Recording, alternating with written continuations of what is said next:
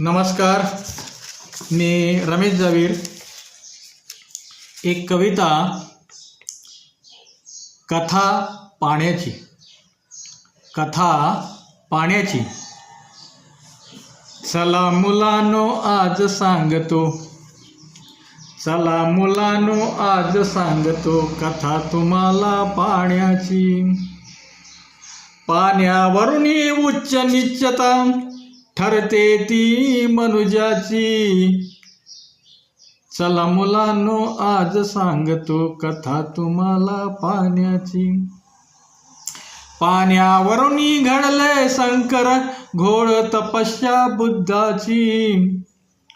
पाणी जीवन पाणी मरण तृष्णा भागवी भटक्याची. नयनी भरल्या जलधारानी ओढ सांगते प्रेमाची. पाणी आहे जनसामान्याचे नको मिजासी कोणाची. पाण्यावरुनी रोज चालती भांडणे मग का भावांची. हर्षित होऊन वनश्री गाते गाणी संजीवन वर्षाची. चला मुलांनो आज सांगतो कथा तुम्हाला पाण्याची.